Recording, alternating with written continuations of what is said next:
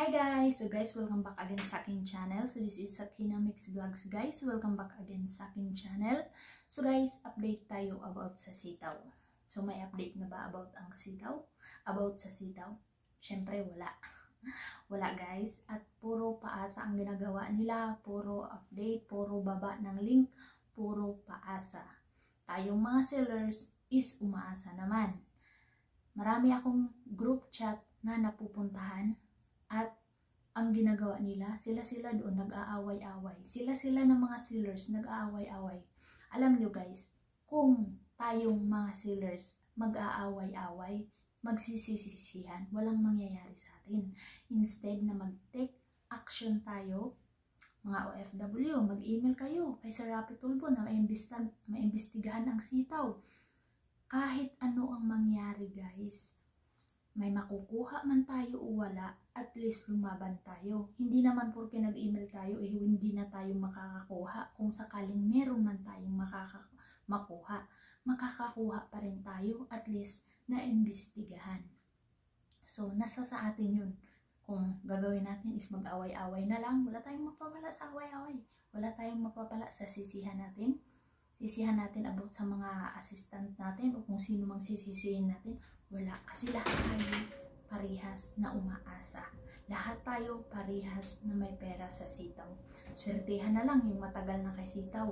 So, nakikiano na lang yun sila, nakikijoin na lang yun sila. Kasi syempre kumita naman na talaga yun. Paano yung mga bagong pasok sa sitaw? So, minsan kasi magbababa ka, magsasabi ka dun sa group chat na ganito gagawin. Wala naman din silang ginagawa. So, anong gagawin? Kailangan mag-action. Kailangan mag-take action. Mag-email kayo kay Sir Rapi Tulfo. Gawin nyo, hindi yung nakikipag-away. Huwag tayong makikipag-away sa kapwa sellers natin. Huwag tayong magsisihan kung sinong sisisihin natin kasi tayo ang may hawak ng pera natin. Ginusto natin na ilagay sa sitaw ang pera natin. Kayo ang may gusto niyan. Walang pumilit sa inyo. Okay? So, ang gagawin natin ngayon, dahil pinapaasa tayo ni sitaw, mag-take action tayo. May mangyari man o wala, at least, gumawa tayo ng paraan. At least, sinubukan natin. Mag-take action tayo na imbestigahan ang sitaw. Kumuha sila, yun. Tama nga yung in-upload na video ni Sir Vincent na kumuha ng tao na magpapatunay na na-scam siya ni sitaw. Kumuha ng totoong sellers ni sitaw, kumuha ng taga-sitaw, kumuha ng taga-sec. Okay? Kasi, kung tayo ay mag-email kay Sir Rapi Tulfo, lagyan natin ng title. Lagyan natin ng title na halimbawa, OFW sitaw sellers victim. Paano ba? Basta ganun, lagyan natin ng title.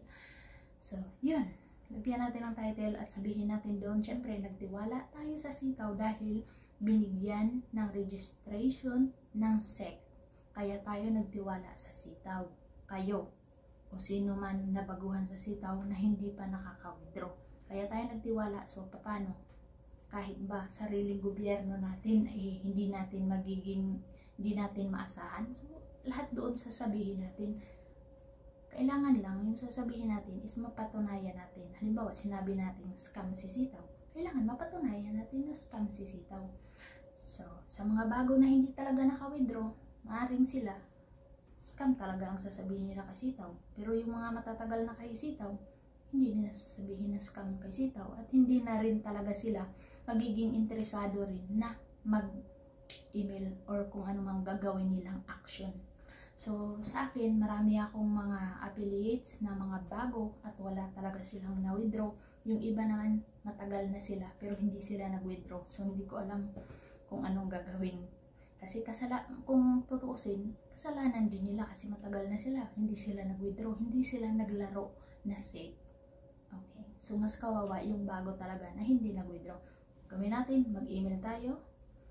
Lagyan natin ang title. Sitaw seller ganito, ganon, victim, o kung ano man ang i-title natin para pag nakita ni Sir Rapi Tulfo doon na marami tayong email na nandun, ma-alarma si Sir Rapi. Paano kung puro lang tayo pakikipag-away sa group chat, puro tayo pakipagsisihan sa group chat, wala tayong ginagawang action.